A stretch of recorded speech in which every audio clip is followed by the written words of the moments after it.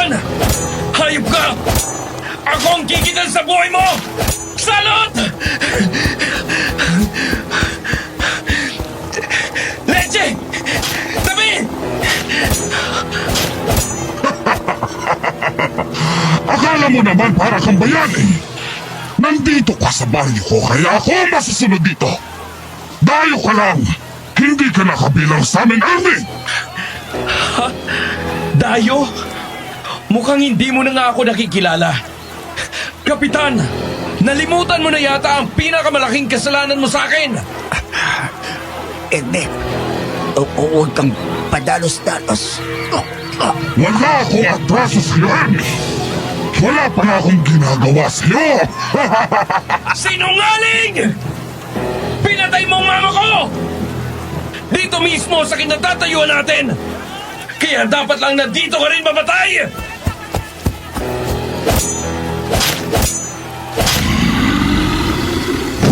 Ah! Kung kaya mo, bata, wala na magliligtas sa'yo dito. Kung pinatay ko nga ang nanay mo, mabuti!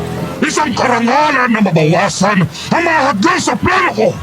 Ngayon, ikaw na ang isusunod ko para naman magkita na kayo ng ina mo, di ba? Mas masahol ka pa sa kriminal! Ah! Makikita mo, Camarlo! Ibabaon ko sa katawan mo ang bolo na hawak ko! Ah!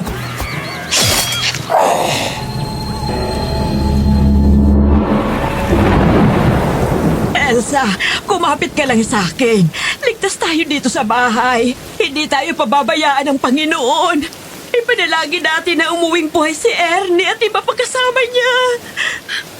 Loli, natatakot po ako. Paano kung mas malakas sa mga kampo ng kapitan? Albularyo lang si Ernie. Hindi siya sundalo para magtagal sa laban kung ganito mga halimaw ang kalaban. Paano kung hindi na siya natin maabutan bukas? Hindi ko kakayanin, Lola. Ay, Diyos ko! Iligtas niyo po kami!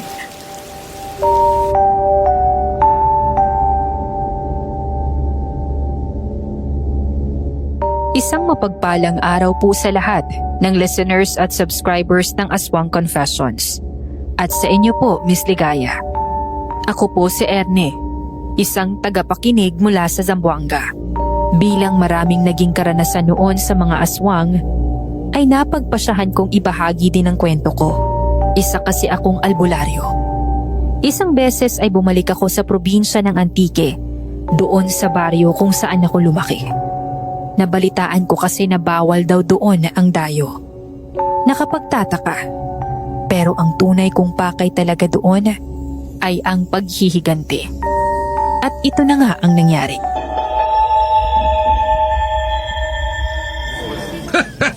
Isang pulis. Ano naman ang gagawin mo sa liblib na baryo namin? Heto at maupo ka muna sa silya.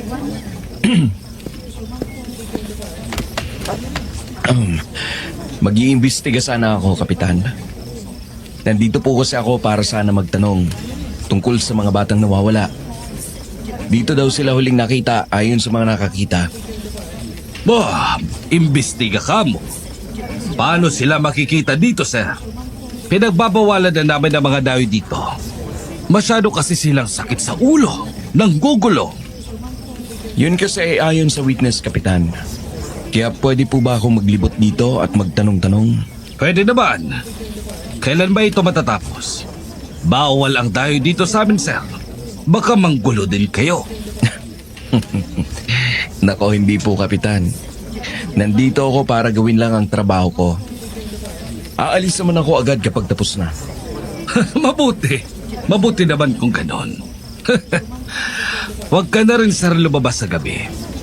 Masyadong delikado dito sa amin. May mga ligaw na hayop palagi. Ganon po ba? Huwag po kayong mag-alala, Kapitan. Kaya ko na pong sarili ko. Salamat po.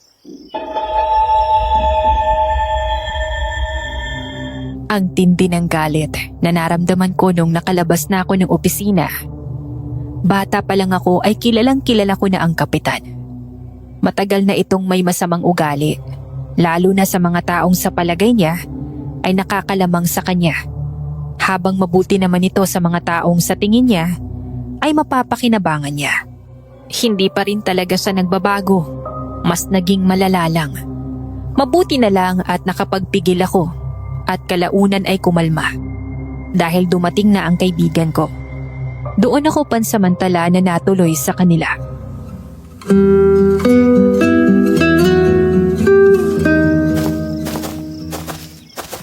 Bakit ka pa bumalik dito? Hindi mo ba alam kung gaano kadelikado dito? Nasisiraan ka na yata ng bait Ernie naman. Elsa, dahan-dahan naman sa pagilan ng braso ko. Huwag ka mag-alala. Ang alam nila ay pulis ako. Hindi ako nakilala ng hayop na kapitan na yon. Kahit na. Mabuti na kahit ikaw man na makalaya sa kasuklam-suklam na baryo na to. Pero ano tong ginagawa mo? Bakit bumalik ka pa? Tama na muna itong pagtatalo natin. Nung tayo mag-usap sa bahay ninyo, nandun pa rin ba si Lola Erlinda? Oo, nandun siya. Hindi na masyadong makalabas dahil may sakit.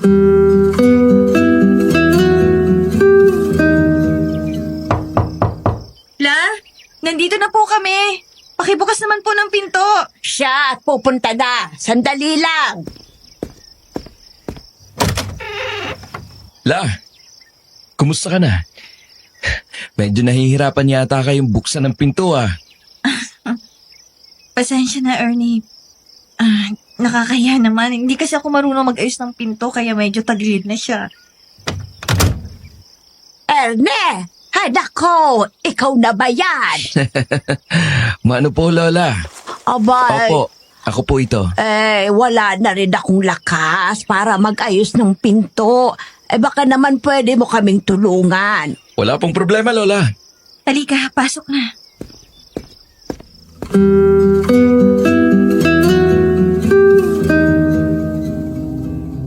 Nakituloy ako kila Elsa pansamantala. Kahit maliit ang bahay nila ay mukhang maaliwalas naman. Nakakuha ng pansin ko ang mga sibuyas na nakasabit sa bintana. Marami rin silang santo na gawa sa kahoy. Nakasabit ang mga yon palibot sa pader. Alam kong relihiyoso ang pamilya nila Elsa. Pero ramdam kong hindi lang ito dahil sa pagsamba nila.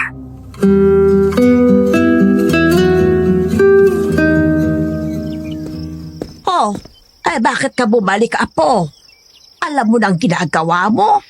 Oo naman po, Lola. Halika, maupo ka dito. Elsa, ipagtimpla mo nga ng kape itong kaibigan mo. Opo, Nandito po ako para mag-imbestiga, Lola. Bigla na lang kasi nag-iba ang ihip ng hangin sa baryo na to. Totoo po bang haka-haka dito? Haka-haka? Bakit ano bang sabi? Na may tinatagong lihim daw ang baryo kaya ayaw sa dayo? saan mo naman narinig yan? Doon sa naunang baryo bago dito. May nawawalang kabataan daw doon. At dito huling nakita. Wala kaming masasabi sa bagay na yan, Apo. Pasensya na. Ayos lang po yun, Lola. May mga pangyayari ba dito na hindi alam ng lahat? Baka naman naging diktador na dito ang kapitan. Wala kaming masasabi. Baka may makaninig na hindi naman dapat. Mas mabuting tikom na lamang ang bibig mo kaysa ikapahamak mo pa. Hindi mo kaya ang kasamaan na nandito. Ayos lang po. Kung hindi ninyo masabi sa akin, kung ano man ang kasamaan ang nandito, may tiwala akong magwawakas din yun. Sana nga, Ernie.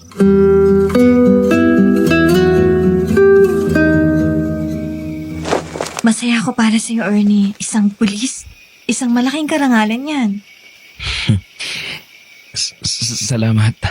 Nga pala, wala ba talagang bumibisitang otoridad dito? Wala talaga. Mukhang ayaw din nilang makialam. Hindi mo ba talaga kayang sabihin sa akin ang nangyari dito? Ikapapahamak natin lahat yan. Basta tandaan mo lang, huwag ka nang lumabas mamayang gabi. Mas ligtas ka sa umaga. Bakit mas ligtas ako sa umaga? At saka pansin ko lang bakit ang daming nakapalibot na bawang sa bintana ninyo? Panlaban ba yan sa mga elemento? Parang ganon.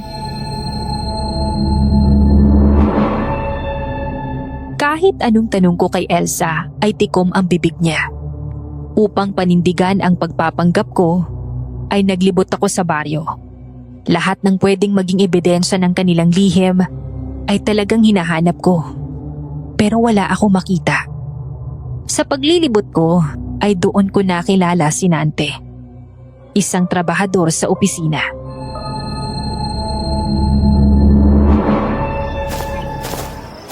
Anong nangyari sa mukha mo, Nante? Wala to, sir.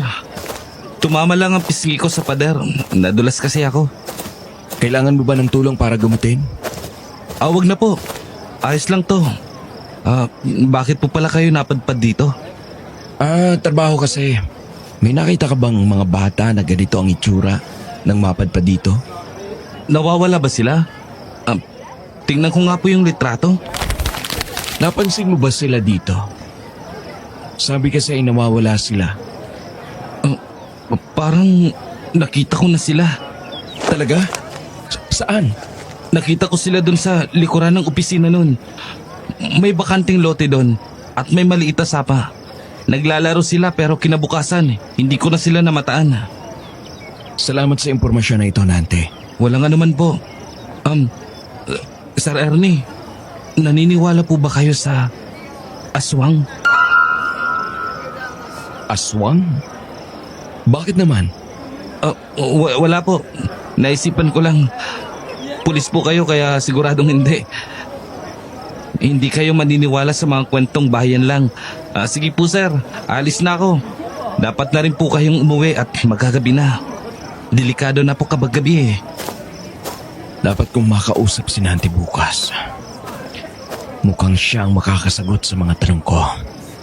Delikado sa gabi, ha? Ano naman ang mangyayari? Ay, makauwi na nga.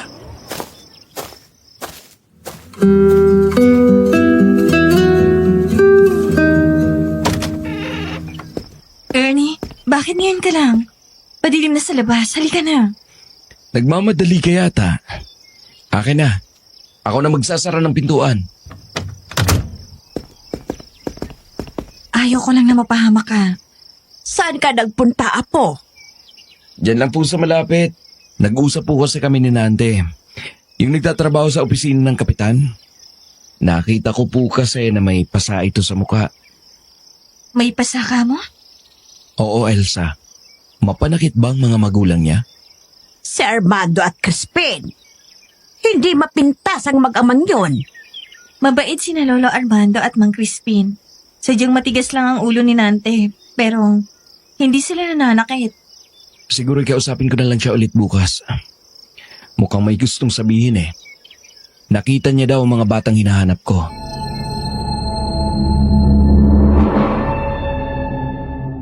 Panay ang palit ko ng pwesto sa pagkahiga. Hindi ko alam pero hindi talaga ako dinadalaw ng antok. Siguro dapat hindi ako uminom ng kape bago matulog. Ilang beses pa ako ulit nagpalit ng pwesto hanggang sa nagpasya na akong tumayo at kumuha ng tubig sa kusina. Nadaanan ko ang kwarto nila Lola Erlinda at Elsa. Doon ay napatingin ako. Bahagyang nakahawi ang kurtina sa pinto. Naaninag ko doon si Lola na nakaluhod sa gilid ng kanyang kama at nagdadasal. Nagdadasal pa sila kahit na ganoong oras na? Akala ko ay normal na yon sa dalawa, lalo na relihiyoso sila. Pero hindi lang pala yon ang dahilan. Dahil sa gabing yon, doon ko pala malalaman ang nagpaparamdam sa kanila ng matinding takot.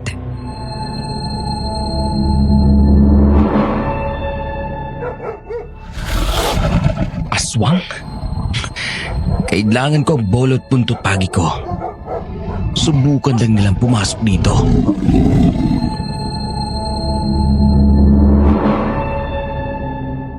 Hinalughog ko ang gamit na dala.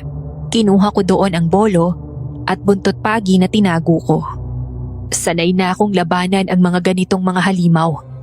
Mahina sila sa asina at ayaw na ayaw sa bawang. Lalo na at nasisira nito ang pang-amoy nila. Mukhang matagal na rin na ginagambala ng mga ito ang baryo. Lalo na at kita ko sa bawat bintana nila Elsa na may mga bawang silang nakasabit.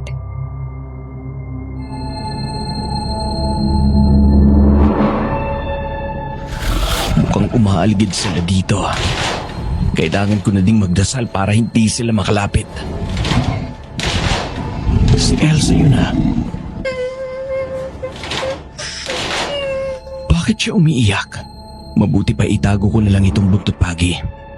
Baka makita pa nila at magtaka na ito ang dala ko, imbis na baril. Ernie, gising ka? Oo, narinig ko na umiiyak ka. Bakit, anong nangyari? Narinig mo naman siguro sila sa labas, di ba? Opo, palagi po ba itong nangyayari? Hindi naman. Minsan lang naman talaga sila lumalapit sa mga bahay. Kapag meron ng dayo. Dayo? Kung ganon, sila po bang dahilan bakit ipinagbabawal ninyo ang dayo dito? Isa yan sa dahilan pero hindi ang buo.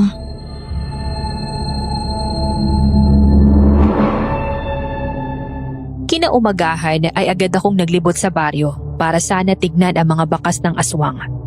Pero ang mga naabutan ko lang ay mga mahabang talahib na ngayon ay nakahilay. Mukhang dito sila tumakbo paalis papunta sa gubat. Isa sa napansin ko ay ang biglaang pag-ilap ng mga tao. Tila ayaw nila akong makausap.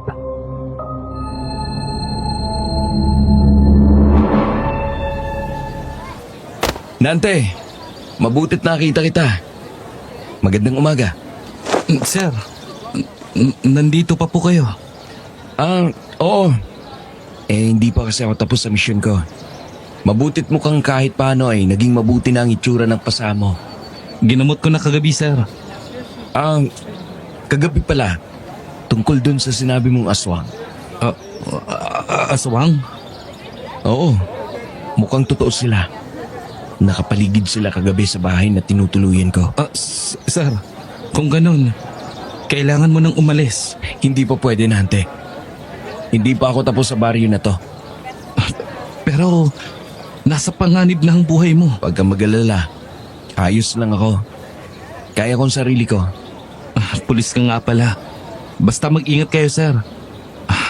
Ang kapitan, medyo naiinip na kasi ang tagal mo daw pong umalis. Talaga? Oo. Ayaw na ayaw niya kasi sa mga dayo. Kahit kami, hindi kami pwedeng umalis dito. Mapagpanggap ang kapitan kasi kaya akala mo mabait. Marami ang may galit sa kanya pero walang naglalakas ng loob. Bakit ba kasi siya galit sa dayo? Akala ko ba pati kayo ay ayaw na may dayo? Wala na po akong masasabi. Ikakapahamak natin. Alis na po ako, sir. Ingat po kayo.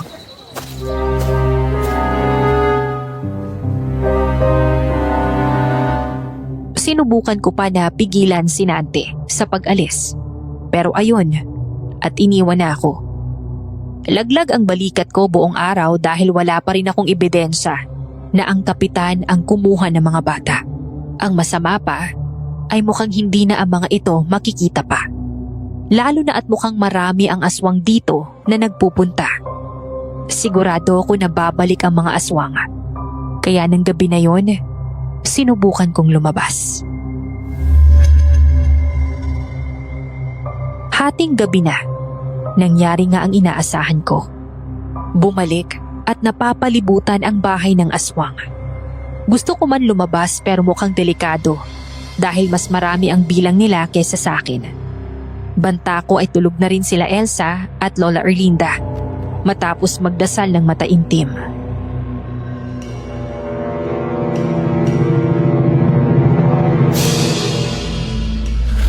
Nandito na ang buntot pagi. Ang bolo, asin, bawang at anting-anting ko. Kailangan ko na lang ang maliit kong libro na puno ng mga sikretong panalangin at ritual. May tao sa labas. Ernie, tulong! Elsa? Ernie, ano tong mga nasa higaan mo? Bakit may ganyan ka? Elsa? Magpapaliwanag ako. Hindi ba't pulis ka? Dapat baril lang meron ka. Hindi ganyan. Pasensya na, Elsa. Hindi ako pulis. Ano? Kung gano'n nagsisinungaling ka lang, bakit ka bumalik dito kung gano'n? Elsa, Katulad ka din ba ng mama mo? hindi sumasamba sa demonyo ang mama ko. Alam ko, Ernie. Alam ko.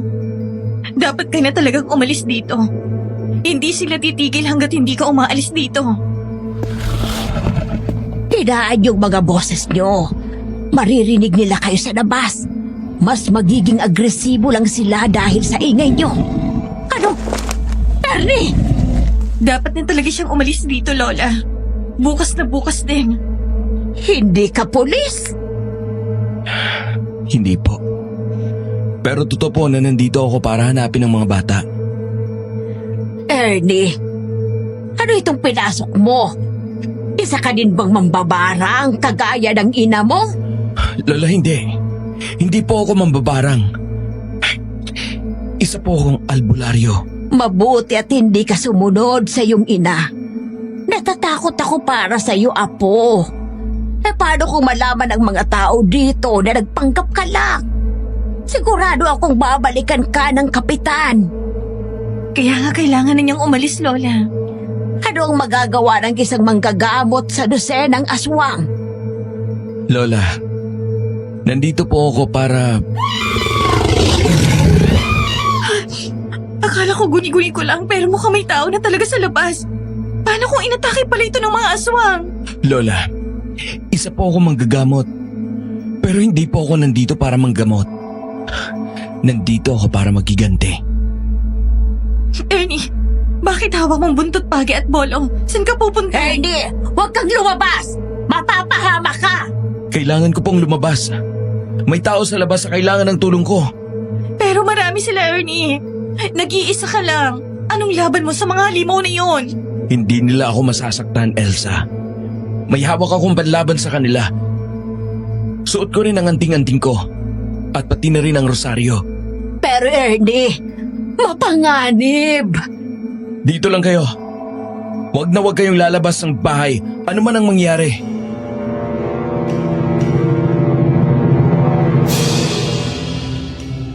Kahit natatakot din para sa kaligtasan ko, ay lumabas ako hawak ang mga armas na alam kong kayang pumatay ng aswang.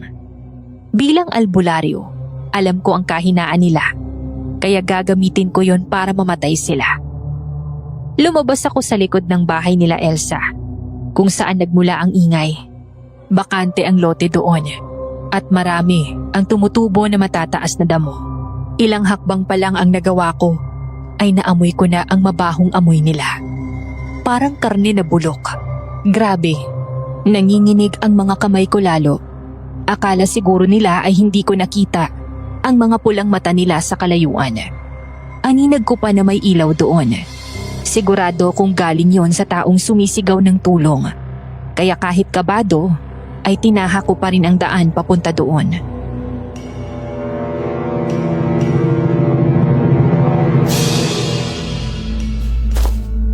Buti na lang at dinala ko ang bolo. Sa gabal talagang mahahabang damo na to eh. Dante!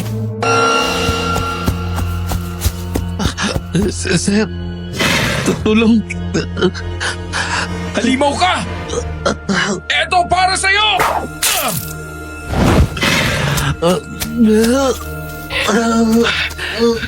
Pinapuruhan ako. Isa lang. Pero tumakbo ito papalayo.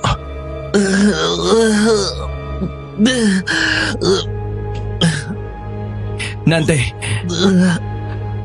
paano nangyari ito? Bakit nasa labas ka? Akin ang kamay mo. Tulungan kitang tumayo. Kailangan nating makaalis dito. Hindi ko na yata kakayanin, sir. Kaya mo ito, Nante. Sige lang. Nante, kailangan mong tumayo. Subukan mo lang maglakad. Kailangan nating makabalik sa bahay. Masyadong malala ang tamo mo sa gilid. Mukhang bala ka talaga nilang patayin. Hindi na ako abot pa, sir. Masyadong malalim mga sugat ko. Hindi ko na kakayanin to, sir. Elsa! Elsa, buksan mo ang pinto! Eto na. Pakibilisan, pakiusap! Bubuksan ko na. Pumasok kayo agad. Ay, Diyos ko po! Ay, naku po. Nante! Dito. Ihiga mo siya dito sa mahabang upuan. Ay, naku, mga dugo! Elsa, baka pwede kang kumuha ng malinis na tubig at tuwalya? Oo, kukuha ko.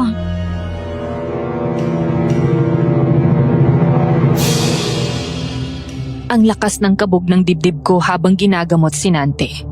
Sobrang lalim ng mga sugat niya sa katawan. Mabigat din ang pakiramdam ko.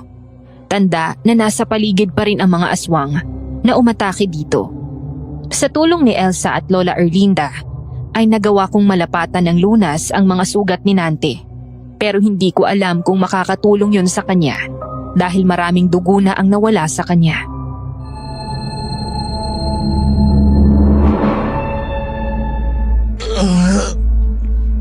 Sir,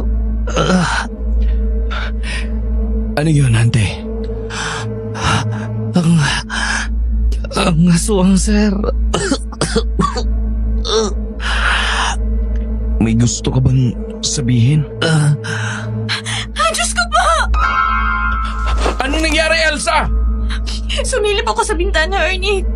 Kasi medyo humina ng ingay nila pero kitang-kita ko ang lapit pala nila. Ang lapit nila dito sa bahay. Ganyan talaga sila. Kapag mahina ang tunog ay malapit. Kapag malakas ay malayo. Panlilin lang yan para may mabiktima sila. Si Kapitan. Anong ginawa ni Kapitan? Pinihilit niya ako na maging aswang. Huwag mo nang ipilit. Mas mahihirapan ka lang, Nante. Ayoko. Nante, kayanin mo. Nakikiusap ako. Hindi naman tayo dito mapapasok. Pero sobrang rami talaga nila. Kalunos-lunos ang sinapit niya sa mga ito. Kawawa si na Crispin. Alam po kaya ng tatay niya na nawawala siya? Hindi natin alam. Walang may gustong lumabas sa gabi. Lalo na't may mga halimaw na gustong manlapas sa'yo sa labas. Elsa, bukas pagsapit ng umaga ay puntahan mo sila at ipaalam ang kalagayan ni Nante. Oo, gagawin ko.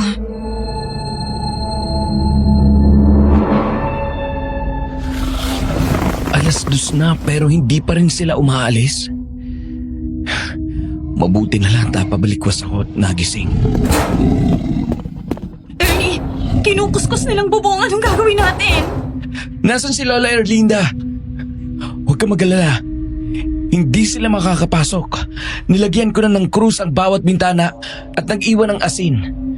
Makakatulong din itong mga santo ninyo para protektahan tayo sa loob. Mabuti kung ganon. Nagdadasal kaming dalawa sa kwarto. Umalis lang ako dahil narinig ko ang kaluskos nila. Bumalik ka doon sa kwarto at ipagpatuloy ninyo ang pagdarasal. Sisilipin ko lang kung nandito pang iba o umalis na. Malapit ng umaga. Siguradong aalis ng mga yon. Puntahan ko muna si Nante. Hindi pa rin kasi siya kumikibo. Ako na magpapalit ng gasa sa mga sugat niya. Salamat, Elsa. Dito na lang ako sa maliit na siwang ng bintana sisilip. Masyadong delikado kapag sinubukan ko pang lumabas ulit.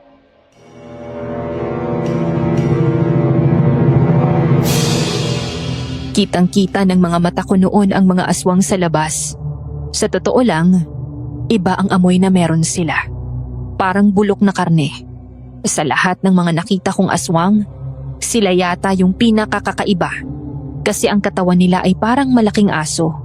Pero mas mahaba nga lang yung katawan nila. At sobrang patpatin. Halos wala na nga silang balahibo. At kitang-kita ang itim at kulubot nilang balat. Noong una, naguluhan pa ako kung bakit sila biglang umatras at nawala. At gayon na lamang ang panlulumuko dahil sa mga sumunod na nangyari.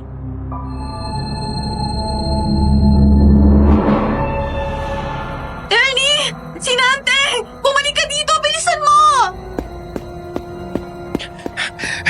Anong nangyari? Si Nante! Ayaw niyang gumising. Ginawa ko yung tinuro mo na ilagay ang daliri malapit sa ilong para tingnan kung humihinga siya. Pero wala. Hindi na siya humihinga, Ernie. Mga halimaw! Mas tumitindi lang ang galit ko sa inyo mga kampo ng demonyo! Ano? Ano nangyari kay Nante? Eh bakit? Hindi na kinaya ni Nante, Lola. Ay, Diyos ko, Nante.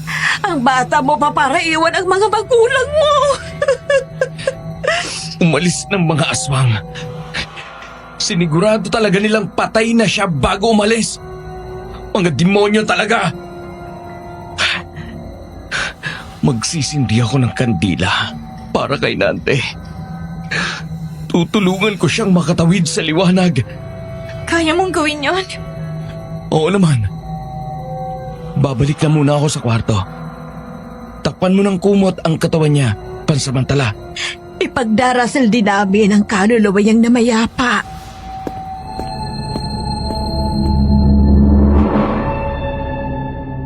Bumalik ako sa kwarto. Sa maliit na mesa ay nagsindi ako ng puting kandila.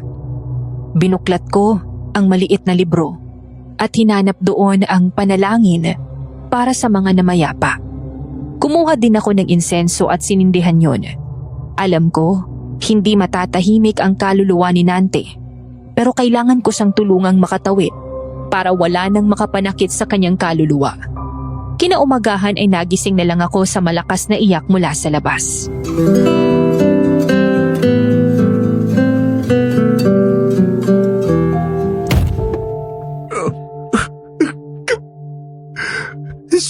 Sino? Sino ang may gawa nito, anak ko? Nante, anak ko. Bakit ito? Ernie, mabutit gising ka na. Nandito ng tatay ni Nante. Tana, nagpaalam na sa akin si Nante kagabi. Payapa siyang tumawid sa liwanag. Crispin, Armando, nandito na si Ernie. Salamat sa tulong, Ernie. Wala pong anuman. Kung kailangan po ninyo ng tulong sa pagpapalibing sa kanya, ay tutulungan ko po kayo. Salamat, Ernie. Alam kong ginawa ninyo ang lahat. Mailigtas lamang ang apo ko. Nagpunta lang naman siya sa trabaho nung umaga. Pero hindi na umuwi kagabi. Ang sabi sa akin ay may pinagagawa daw ang kapitan sa kanya. Kaya hindi na makakauwi. Binanggit niya ang kapitan bago namatay. Ay, bakit? Ang kapitan ba ang may gawa nito sa kanya? Hindi po, Lalo Armando. Mga aswang po. Kaya pa marami sila kagabi dahil pinatay nila ang Hindi po namin alam ang Crispin. Narinig lang namin ang sigaw niya na nangihingi ng tulong. Hindi naman alam kung saan siya nanggagaling.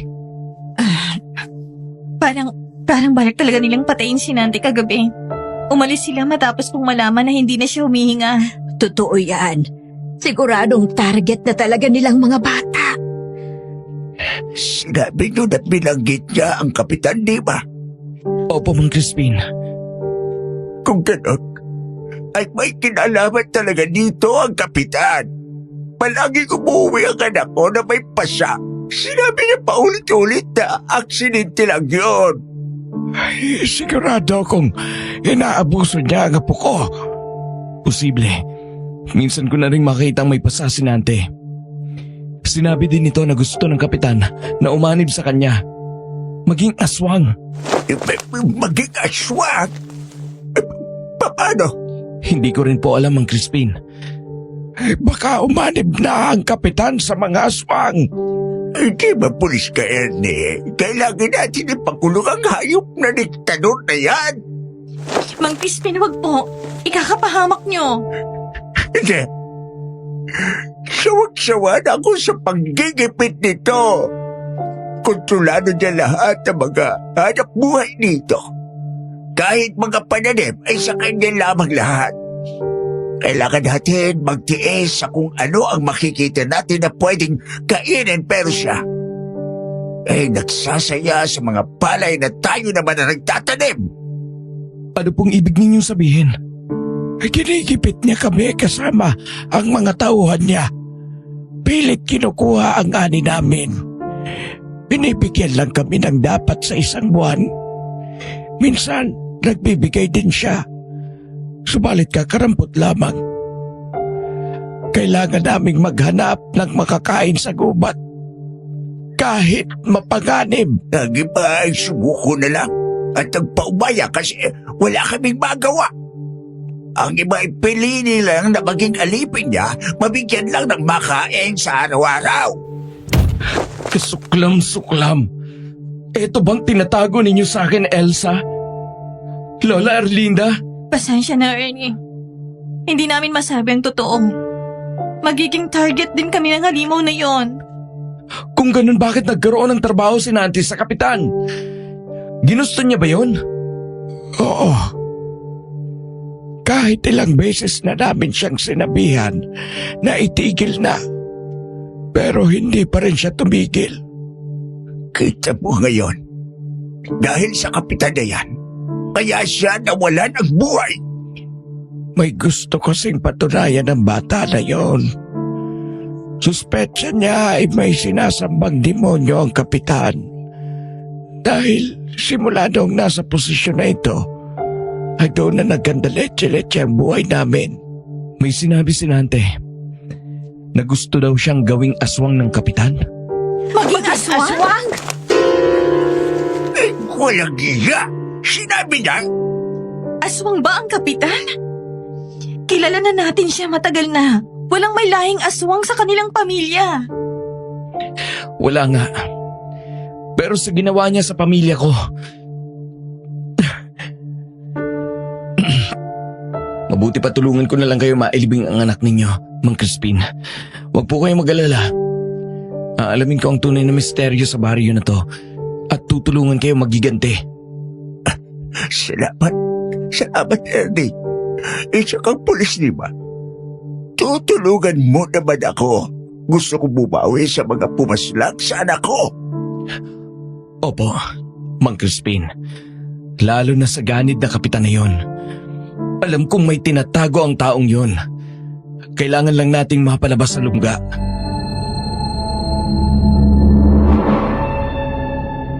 Nalaman ko na may maliit silang sementeryo, ilang dipa ang layo sa mismong baryo. Doon namin nailibing ang namayapang sinante. Nakakalungkot na kailan ko lang itong nakilala, pero agad din naman siyang nawala.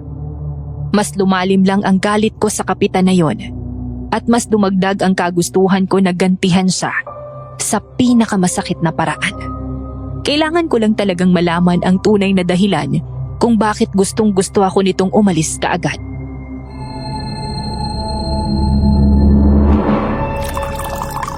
Hula ko ay ganun rin ang nangyari sa mga batang nawawala. Totoo talagang hinahanap mo? Oo naman. Kailangan ko lang magpanggap na pulis para hindi ako makilala ng kapitan. Kahit maliit pa ako noon ay baka makilala ako nito kapag hindi ako nagpanggap na ibang tao.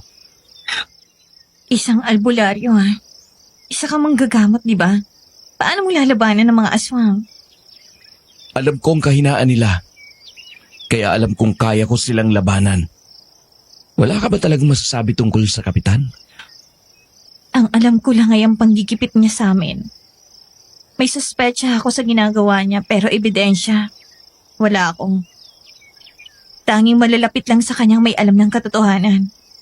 Bawal din naman kami makialam dahil buhay namin yung nakasalalay. Ayokong gumawa ng ikapapahamak ko. Lalo na't ako na lang ang natitirang pamilya ni Lola Erlinda.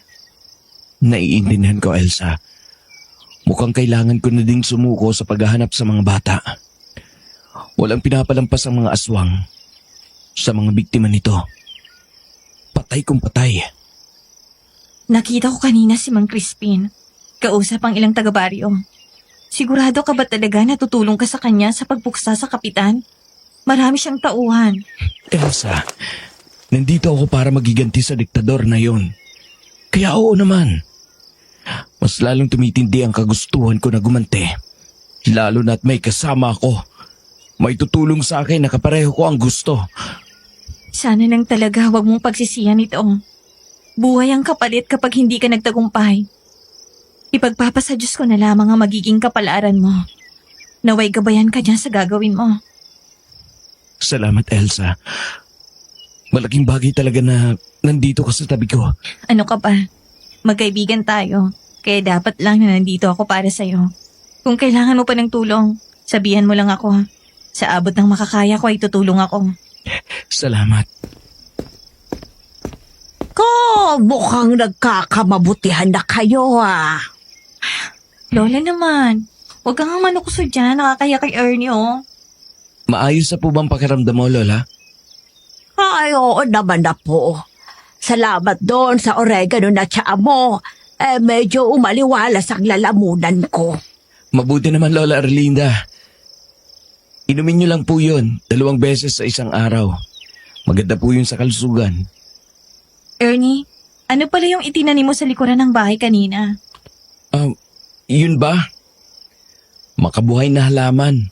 Mabisang panlaban yun sa mga aswang. At pwede din gawing gamot. Naalala ko noon, meron yan dito. Kaso namatay yata nung nagpatayo ng kubo ang kapitan doon sa bakanting lote. Isa ito sa mga halamang panlaban sa mga aswang. Pantaboy para hindi sila lumapit. Kailangan nating magtanim at hindi ito madaling mamatay.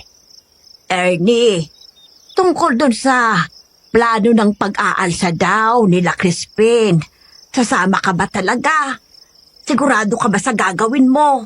Baka mapahama ka. Ang paghihiganti bala, Oo, ayokong mapahama ka. Bakit kasi hindi ka nalang umalis dito at hayaan na lang kaming gumawa ng paraan? hindi pwede, Lola. Ikapapahamak mo yan, Apo. Nakaalis ka sa baryong ito noon. Dapat talaga hindi ka na bumalik. Hindi mo na ito problema. Desidido na siya, Lola. Wala na tayong magagawa. Kahit na Elsa, alam ko naman ang pagtatago lang ng katauhan mo ang pagiging pulis na yan. Ayos lang kung ayaw mong sabihin ang totoo mong pakay. Pero alam mo kung anong nangyayari sa baryo na ito. Dapat ka nang umalis. Labas ka na sa problema namin, Ernie. Ang mga otoridad, wala silang pake sa amin. Walang tutulong sa'yo kapag napunta ka sa panganib. Lola, naiintindihan ko ang gusto ninyong iparating. Pero nandito na po ako. Ayaw kong umatras. Maghihiganti ako kahit kapalit nito ay buhay ko. Pinatay ng kapitan na yan ang nanay ko. Kahit wala itong ginagawa na masama. Mambabarang ito. Pero hindi siya kailanman nanakit sa mga tao dito. Pero sa huli, ay pinatay pa rin siya.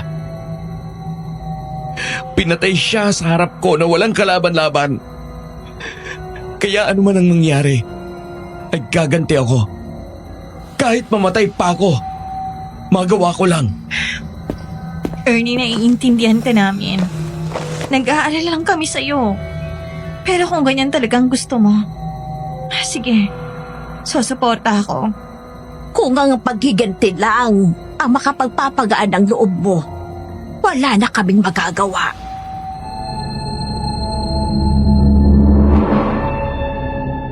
Naiintindihan ko ang pag-aalala ni Elsa at Lola Erlinda. Ngunit desidido na talaga ako sa gagawin ko. Ito po kasi ang naging dahilan kung bakit ako naging isang albularyo.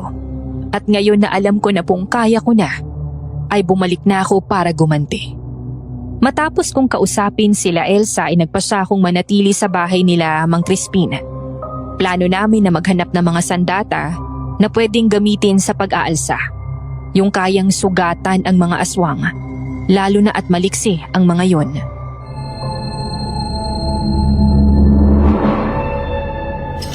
Sabihin mo nga sa akin, Ernie. Bakit ang dali mo lang sumang-ayon sa ganitong pagre-rebelde kayong isa kang pulis? Hindi ka ba mawawala ng trabaho sa gagawin mo? Mang Crispin, sa totoo lang hindi talaga ako pulis. Kung ganun, bakit ka na dito? Bakit tutulungan mo kami sa paghiganti na ito? Dahil kailangan ko din pong magiganti. Maghiganti? Hindi ka naman taga rito, Ernie. Hindi ka naman siguro minamaltrato ng kapitan. Dito ako lumaki, Mang Crispin. Paano? Paano dito ka lumaki? Hindi niyo po ba ako namumukaan? Bata pa po ako nung umalis ako kasama ang lolo ko.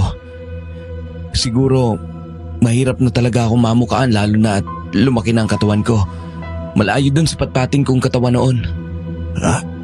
Huwag mong sabihin na hindi posible. Ang kwento ng kapitan ay namatay kayong pamilya. Mukhang naalala niyo na po ako. Kahit kailan, sinungaling talagang kapitan na yan. Hindi ako makapaniwala. Ikaw si Rene. Ikaw ang anak ni Rosa, yung sinasabi na mababarang. Ako nga po. Pero Ernie na po ang pangalan ko ngayon. Pasensya na hindi ako nakatulong noon. Tinago ng kapitan ang totoong nangyari. Ang sabi niya ay kampun daw ng mga demonyo ang nanay mo, kaya galit kami. Pero hindi namin alam na ang kapitan pala ang may pakana ng pagkawala ninyo. Pinatay ng kapitan ng nanay ko sa harap ko mismo. Ano? Kitang-kita ko kung paano niya sinaksak si mama.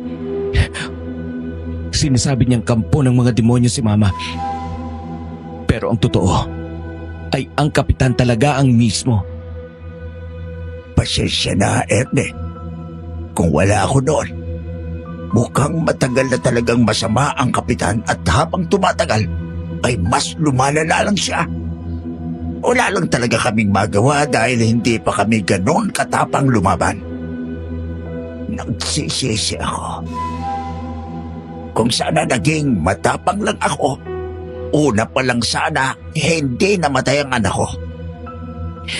Nasa huli nga talaga ang pagsisisi. Pero sigurado ako masaya na sinante para sa iyo, Mang Crispin. Kaya talaga kailangan na nating pigilan ng kapitan. Kung hindi natin makuha sa salita, gumamit na lang tayo ng dahas. Sobrang-sobra na ang kasamaan niya dito.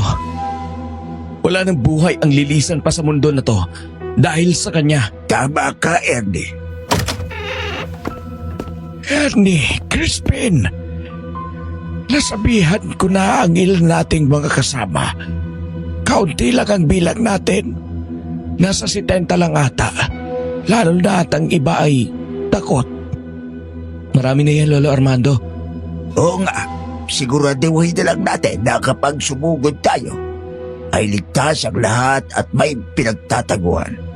Ede, nasabihan mo na ba sila, Elsa? Opo, nasabihan ko na sila. Doon daw sila magtatago sa kubo na pagmamay-ari ni Lola Erlinda sa sakahan. Sapat ng distansya nun para hindi sila makita ng mga aswang kung sakali. Ito ba yung kubo doon na ilang ang layo sa mismong baryo? Opo. Sasamahan ko sila doon bago tayo sumugod. Mabuti naman. Ako na lang ang sasama sa mga bata at kababaihan na magtatago doon sa sakahan. May nakita ako daw maliit na irigasyon. Mabuti.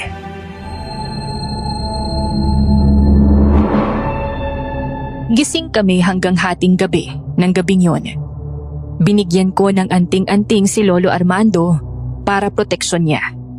Gumawa din kami ni Mang Crispin ng isang pampasabog na gawa sa bote na may laman na gasolina at tinapala ng tela.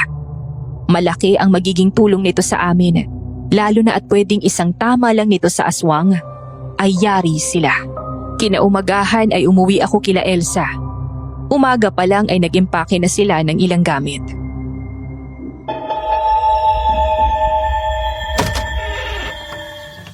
Oh, Ernie.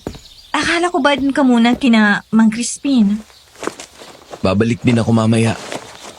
Nandito lang ako para tingnan ang lagay ninyo. Kumusta kagabi? May umaaligid na naman bang mga aswang? Sa kabutihang palad wala naman. Nakakapagtaka nga. Lalo na't halos gabi-gabi naririnig ko sila. Kumusta na nga palang paghahanda nyo? Maayos lang naman. Bukas ng gabi na. Mabuti. Nakahanda na kami ni Lola. Sasamahan ko kayo doon sa pagtataguan ninyo bago kami sumugod. Ipagkakatiwala ko din pala sa iyo ang buntot pagi na hawak ko. Pero paano ka? Hindi ba ito yung panlaban mo sa mga aswang? Huwag kang mag-alala. Marami akong panlaban sa kanila. Basta dapat bukas ng hapon ay aalis na tayo. Sa ngayon, hinahanap lang namin ang lungga nila. Tuso din ng kapitan eh. Kung ganon, totoo nga talagang aswang ang kapitan. Wala pa kaming sapat na ebidensya pero sigurado ako. Sila Mang Crispin na tagasunod ng kapitan ang mga aswang na umaaligi dito. Ay, Diyos ko. Tauhan ng kapitan? Oo, dahil may nakakita sa kanya noon. At ngayon lang naglakas loob magsalita. Sabi ng lalaki ay nakatayo daw ang kapitan noong gabi na yon. Habang ang aswang ay nasa harap niya at maamong sumusunod noong tinataboy niya ito. Sobra naman. Paano niyang napasunod? Hindi natin alam. Tsaka nagdadalawang isip din akong paniwalaan. Dahil ayon sa lalaki ay lasing daw siya noon at pauwi na. Ang dami talagang tinatago ng kapitan na yan. Ang galing niyang maglihim. Kaya rin siguro ayaw nitong umalis sa pwesto at namimili tuwing eleksyon. Baka may koneksyon sa mga nakakataas. Kaya kahit anong nangyayari dito sa baryo ay walang nakakalabas. Baka nga. Oh, Ernie, nandito ka na. Opo, Lola Erlinda. Kararating ko lang. Ay, kumusta naman ang inyong paghahanda? Hindi na ba natin talaga maiiwasan ang pagdanak ng dugo dito sa baryo? Ay, Pasensya na, Lola. Mukhang hindi na talaga. paano na lang kung mapaslang kayo? Paano ka ba makakabalik dun sa lolo mo? Ayos lang po ako, Lola. Kaya nga po ako gumamit ng ibang katauhan, di ba? Nandito ako para magiganti sa kapitan. At hindi ako aalis hanggat hindi ko nagagawa ang nais ko. Sana hindi ka magsisi sa gagawin mo, Ernie. Hindi talaga. Lalo na at alam kong nararapat lang ito para sa kanya.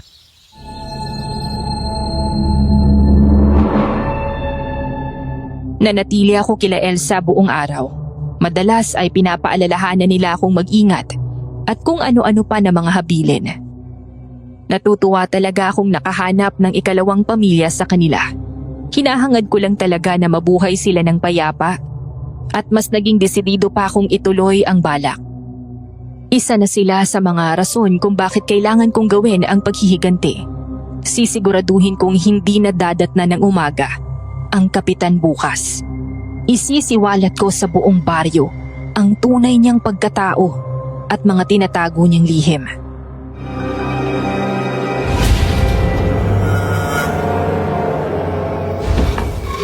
Wala pa rin tayong alam kung saan nagtatago ang kapitan. Bigla na lang siyang nawala doon sa bahay nila. Maghintay na lang tayo kay tatay. Sigurado akong may alam na ito pagbalik niya. Sana nga. Hindi ka ba nagsisisi sa pagsama sa amin? Maaari kang mamatay dahil dito. Desidido na po ako, Mang Crispin. Alam mo ang kwento ko. Bumalik talaga ako dito para magigante at hindi ako aalis dito hanggat hindi ako nagtatagumpay. Naalala ko talaga sa iyo, Sinante. Pasensya na. Sadyang hindi nabigyan ang batang iyon ng tsansa na mabuhay ng payapa. Malayo sa pananakit ng kapitan. Ayos lang po, Mang Crispin. Tay, naandito ka na. Ano ang balita? Mabuting balita. Natuntunan ng mga kumpare ko ang lungga ng kapitan. Mukhang doon siya nagtago matapos mawala. Doon sa gubat. Nakita siyang pumasok doon at hindi na lumabas noong nakaraang araw bago ito mawala sa bahay nito. Mabuting balita nga yan, Tay. Hula ko ay doon din galing ang mga aswang. Mukhang natunugan nila ang plano natin, Mang Crispin. Sigurado akong handa na rin ang mga ito para sa magaganap na pag-aalsa. Baka nga, Ernie. Kaya dapat lang na maging matapang tayo. Kasi wala namang tutulong sa atin kahit anong gawin natin. Sigurado akong galit na galit ang kapitan, lalo na sa iyo. Wala na akong pake. Kung galit siya na hindi ako umalis agad. Mas lamang ang nararamdaman kong galit para sa kanya sa totoo lang. Kung ano man ang inililihim niya, Ibubunyag natin yon at tuklasin para wala na silang mabiktima. Tama ka, Ernie. Gusto ko rin ipagiganti ang anak ko. Siya na lang ang naiwang alaala ng asawa ko sa akin pero napabayaan ko pa. Namatay siyang walang kalaban-laban.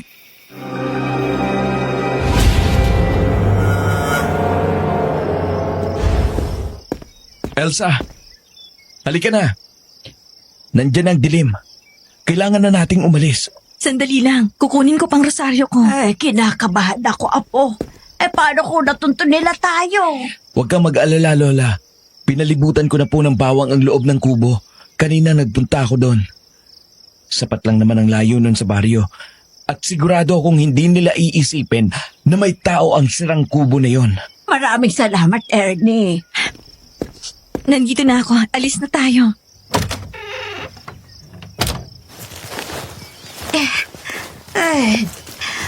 Pasensya na at mahina na talaga ang katawan ko. Patuloy lang kayo sa paglalakad. Lola naman, hindi ka namin pwedeng iwanan. Kaya ko naman po kayong buhatin, La. Magsabi ka lang kung kailangan mo na.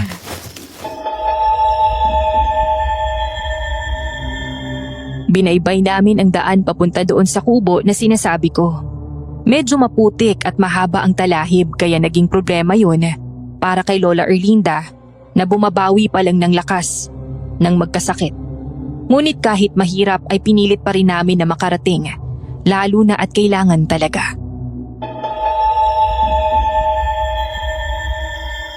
Gamitin nyo itong trapal, Elsa. Italukbong ninyo para kung sakali na umulan ay may panangga kayo. Huwag na huwag ninyo ring buksan ang pinto ng kubo. Maliwanag. Oo, Ernie, pakiusap. Bumalik ka ng buhay. Oo naman. Babalik ako. Kapag maging mahirap ng sitwasyon, alalahanin mo lang ang pamilya mo. Kami na maghihintay sa iyo dito. Salamat sa inyong dalawa. Elsa. Lola Erlinda. Aalis na ako. Ingat ka, Ernie. Ingat, Apo.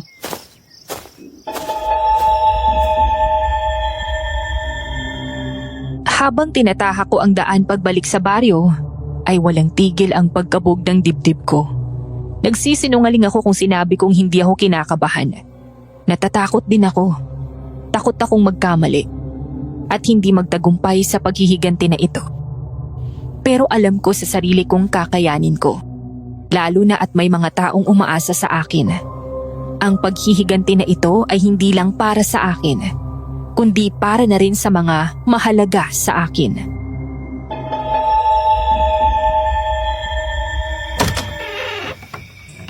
Ernie, mabuti at naandito ka na.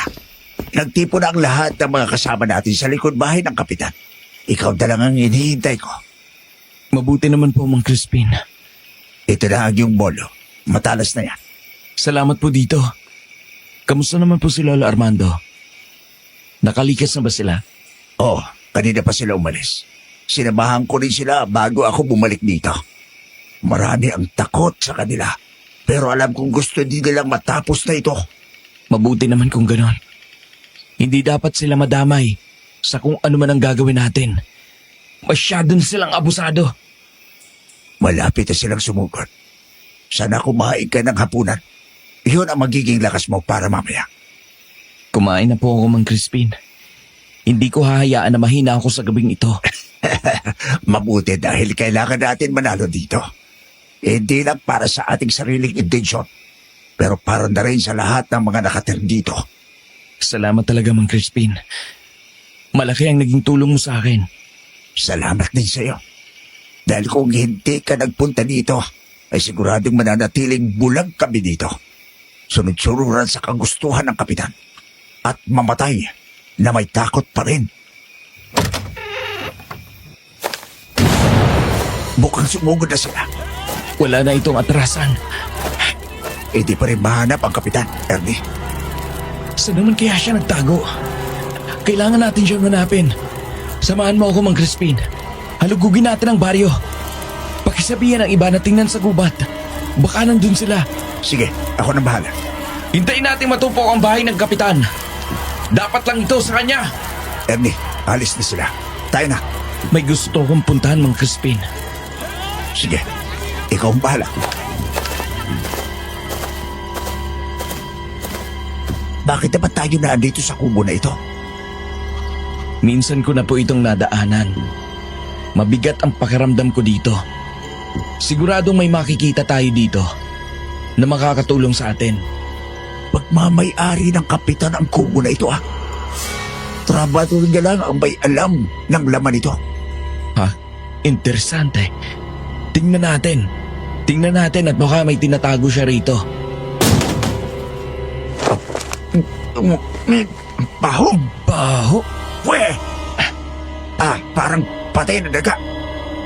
Baho talaga. Pasukin lang natin. May ilaw ka ba dyan, Mang Crispin? Sandali. Sindihan ko lang ang suluko. Hayop! Anong lugar to? Hindi ko kayang tingnan. Erde, labas na ako.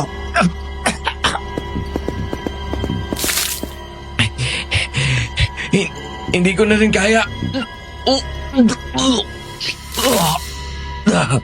Karumal-dumal. Patay na aswang ba yung nakita natin? Mukha nga, Mang Crispin.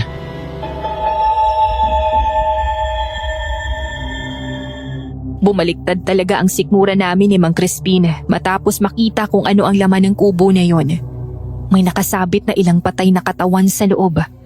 May lamesa ito sa gitna na naliligo sa dugo. Habang may mga nakahain na mga laman na nilalangawan na. Alam ko ang itsura ng isang aso. At ito ay hindi basta lamang aso. Ang katawang ito ay pawang aso nga. Pero ang ulo nito ay malapit sa mukha ng tao. Nanginig ako noon habang nakasilip sa loob ng kubo. Ito bang tinatago ng kapitan dito? Hindi ako makapaniwala. Maging ako man, Mang Crispin, ang kapitan na kilala ng lahat ay kumakatay pala ng mga aswang. Nakakadiri. Ibig bang sabihin nito hindi siya aswang? Hindi natin alam, Mang Crispin. Baka aswang siya o baka hindi. Makukumpirma lang natin yan ngayong gabi. Susunugin ba natin ito o hindi? Wag na po muna. Eto magiging ebidensya natin laban sa kanya. Tama ka nga. Nandito na sila. Halika na, Ede. Mukhang kailangan nila ng tulong. May paparating na aswang. Ang lakas ka. Ako nang bahala dito, Ede. Papatayin ko ang halimaw na ito. Mamamatay ka na! Wala kayong puso! Kampo ng mga demonyo! Hindi kita iiwan dito, Mang Crispin. Tutulungan kita. Hindi ako makapaniwala sa nakita ko noong gabing yun. Kahit ngayon na naaalala ko pa ay naninindig pa rin ang mga balahibo ko. Malapit sa 10 ang bilang ng mga aswang na sumugod sa amin. Mabuti na lang at nagkasama kami ni Mang Crispin. Nagawa naming pumaslang ng isang aswang. Pero parang paubos na ang lakas namin noon. Masyado silang malakas kumpara sa mga normal na tao lang. Pero dahil nga nakahanda kami, ay kahit papano ay nagawa namin silang isahan. Ang iba ay nagsaboy ng mga asin kung kaya't parang napapaso ang mga aswang kung matamaan sila.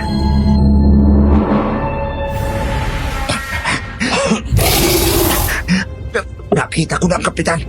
Saan? Walang giha. Pulang-pula ang mata niya. Nakakasindak. Mang Crispin! Bakit, Ernie? Mukhang alam ko na ang nililihim ng kapitan. Aswang siya, di ba?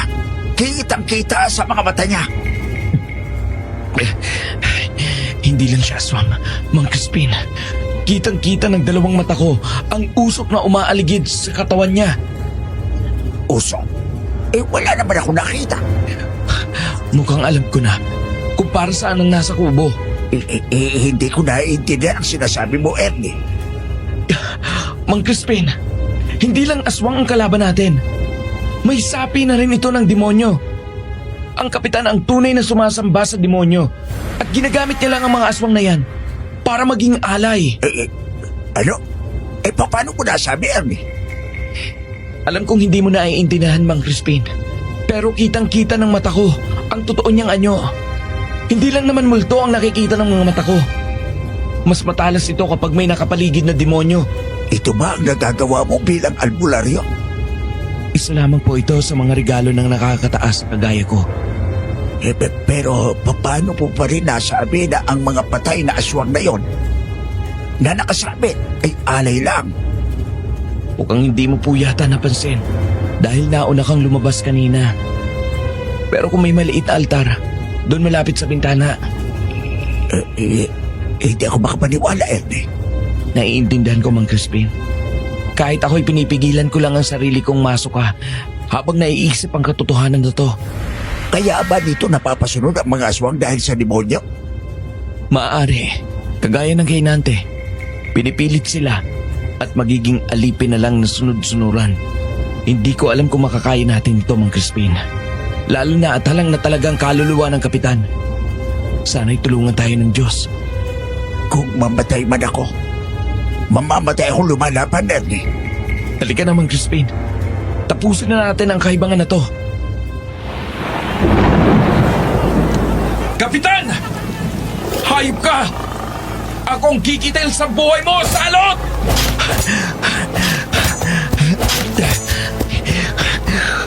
Leche!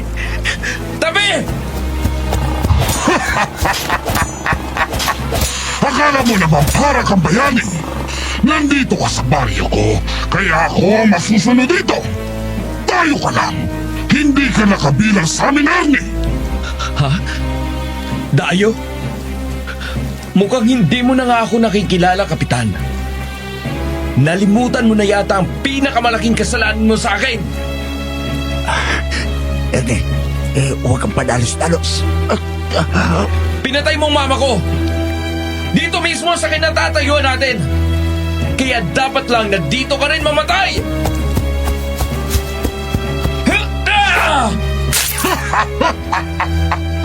Kung kaya mo, bata, wala nang magliligtas sa'yo dito. Kung pinatay ko nga ang nanay mo, mabuti. Isang karangalan na mabawasan ang mga hadlang sa plano ko. Ngayon, ikaw na ang isusunod ko para naman magkita na kayo ng ina mo, di ba? Mas masahol ka pa sa kriminal!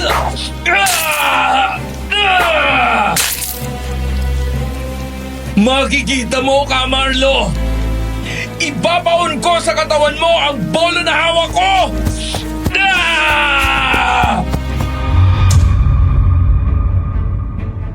Naging mahirap para sa akin ang gumalaw dahil sa ulan.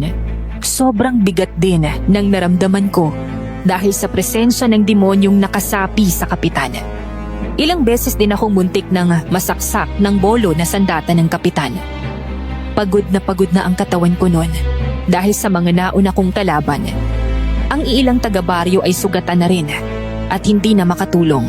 Sobrang kaba ang naramdaman ko nung gabing yun. Akala ko, aapaw na ang puso ko sa dibdib. Mabuti na lang ay nakaagapay sa akin si Mang Crispin. Malaki ang naging tulong niya sa akin para labanan ang kapitan. Huwag kang susuko, Ernie.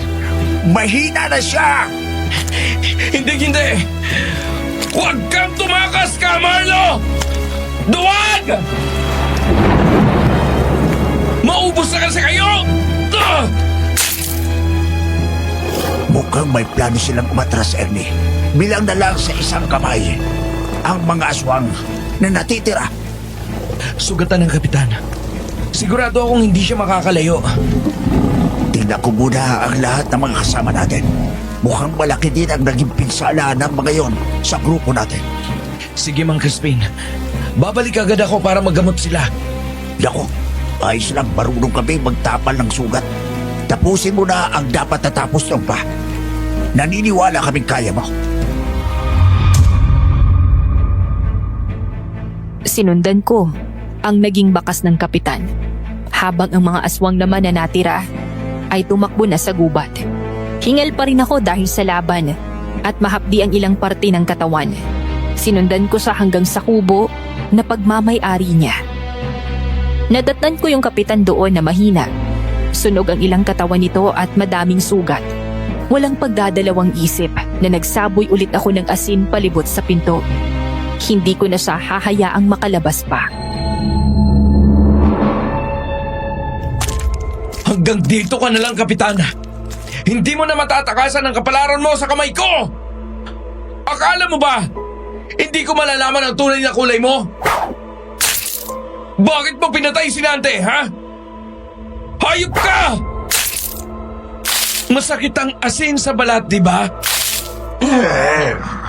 Sumagot ka! Bakit? Dahil nalaman niya ang totoo. Panira ka sa plano ko, bata. Dapat sa akin ang buong baryo na to. Dapat sa akin na to. Hindi mangyayari yon. Dahil mamamatay ka na dito! Para ito sa mama kong pinatay mo! Para kay Nate! Para sa lahat ng tao sa baryo! At para sa mga buhay na dinamay mo!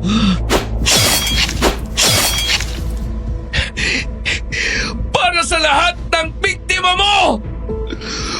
Bumalik at mabulok ka sa impyerno! Demonyo! Demonyo! Hindi. Diyos ko! Patay na ang demonyo. Nanalo tayo!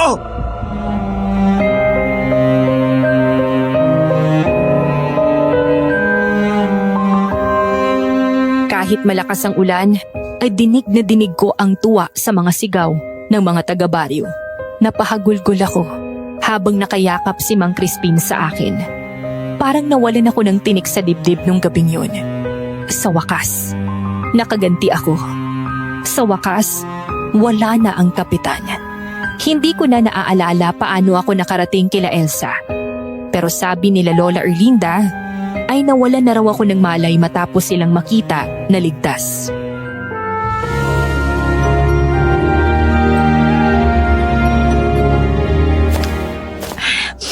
Masaya ako na ligtas kang nakauwi, Ernie.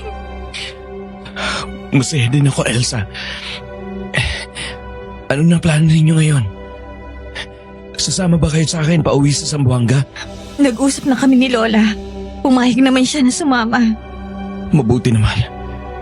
Paano naman sila, Mang Crispin? Halos lahat sa kanila. Gusto na lang daw manatili dito. Dito na rin kasi sila lumaki at may hanap buhay pa. Magiging mahirap sa kanilang umalis na lang. Oo nga naman.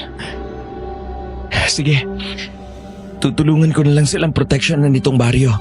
May ilang aswang pa na nawawala. Kaya hindi pwedeng maging kampante sila. Kumusta naman ang pakiramdam mo? Nawala bang galit mo? Pati ng kapitan. Gumaan ang dibdib ko, Elsa. Alam kong sisingilin ako ng Panginoon sa ginawa ko kapag namatay ako. Pero sa ngayon, payapa ng loob ko na ipagiganti ko ng mama ko. Naligtas ko kayo at payapa ng baryong ito. Malaki ang utang na loob ng mga taga-baryo sa iyo, Ernie. Hindi ba sila nagalit noong sinabi kong hindi ako totoong pulis? Hindi naman. Hindi ka naman nila namukhaan nun. Pero nung sinabi ni Mang Crispin ang totoo, naalala ka ng ilan sa kanila. Nagsisi din sila sa hindi pagtulong sa pamilya mo noon. Ayos na yun. Sa ngayon ay panatag na ako. Sana, hindi na maulit ang nangyari na ganito sa baryo. Sana nga, Ernie. Hindi. Balita ko ay alis ka na raw. Mang Crispin, mukhang mabuti na po ang lagay ninyo ah. Oo naman. Aalis po ako kapag gumaling ng mga sugat ko. Mabuti kung ganon. Magpapasalamat kami sa tulong mo, Ernie. Wala po yun. May kanya-kanya naman po tayong dahilan kung bakit po tayo lumalaban. Hindi lang ako.